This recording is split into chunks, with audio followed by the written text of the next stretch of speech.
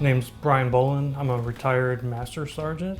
Served most of my career in Special Forces. Most of my time was at First Group at Fort Lewis, Washington. So I'm a civilian. My name is Scott Graves, and I'm part of the founding team at Spec Op Excursions. I'm Chris Berg, recently retired out of Army Special Forces. Spent 20 years in the Army. The last little more than half of that was in Special Forces. Most of that was in 5th Special Forces Group in Fort Campbell, Kentucky. My name's Chad Donovan. Everybody else knows me as Pickle. I'm a civilian. I've been helping, volunteering, guiding with SOX for 7 years now, ever since the beginning. Floyd Hudson, recently retired out of the Army in March. Was with the 160th Special Operations Aviation Regiment from 2009 until March of 2020. Started in the Army, I guess, in 1997 as an engineer, and then flight school 03, and I've been at Fort Campbell ever since, flying Blackhawks. We do operations year-round. It's not just hunting or fishing season.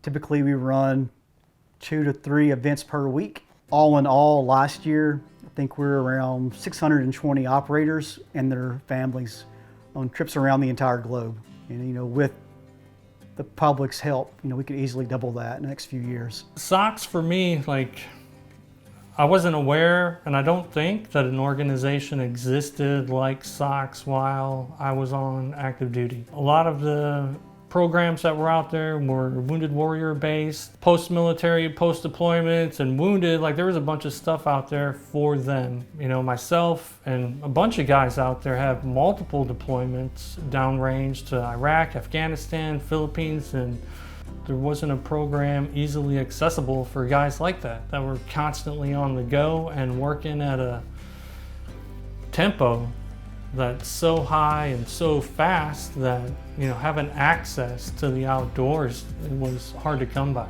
SOX has provided that niche and that gap, and the access is there, and the resources are available for just about anybody to get on board with and go hunting. First time I heard of SOX, I was skeptical. I was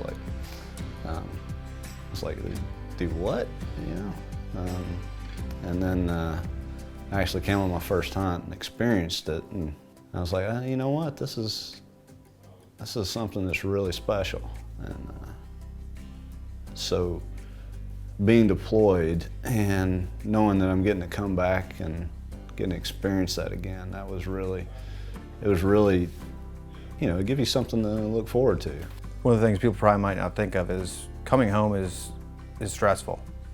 So having a hunt, getting away from all the distractions and then the competing priorities at home, and being able to just get away and bring one of your kids or your whole family out to the lodge and just relax and just get away and be able to focus on just you and your family, or you and your kid out in a hunt that was always something special to look forward to.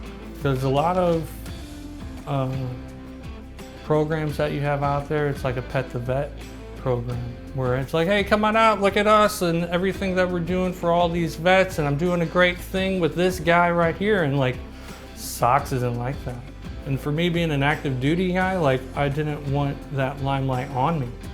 I just wanted to come show up and hang out and have a good time, and I didn't need to be the center of attention. I didn't want to be the center of attention. I just wanted to have a place to go to chill out. That's more appealing to me than having to be in front. My favorite by far was bringing my son on the first successful hunt. Up until that point, we'd been on a couple duck hunts and scratched out a couple here and there, but that was 3 weeks after having met you, and I get to take my son on a really epic duck hunt. Then that's my best memory. Guys miss an entire school season and school year. They miss all the dances, they miss all the games. All that stuff is, you get pictures and snapshots and you might FaceTime, but the physical presence of it, it's not there, and it's not even an option. So being able to sit down and have an organization that has doors wide open for you and your family to show up to. It's pretty awesome. For those people that are out there that think that they're not big outdoorsmen, they're not hunters, they're not fishermen, give it a shot. You don't need any equipment. That's all it is. Just show up. We got guns, we've got equipment, we've got boats, we've got blinds, we've got stands. Just show up. You don't have to be an expert. You don't even have to have done it in the past. You just need to take that first step and give it a shot. Yeah, so if you're in the military and you're pondering giving us a call or getting into the outdoors in anything excursion-wise that we call, horseback riding to NASCAR races to concerts, anything's an excursion, just getting off base and decompressing, my advice to you is reach out. If you have questions, ask questions. Let us, calm your nerves. Get out there, relax, come out for a fishing weekend with your family, wife and kids, go to a NASCAR race, meet some national musicians and play guitars all weekend. Do that. It's important to turn off work for one day. One day's a big deal. This feels like my way of serving. I never served in the military at all, so this is what I consider my service to this country, is to help these dudes out any way and every way I can. I would encourage people that even have a slight interest in either hosting somebody or just coming out and volunteering at one of our events to see what we do.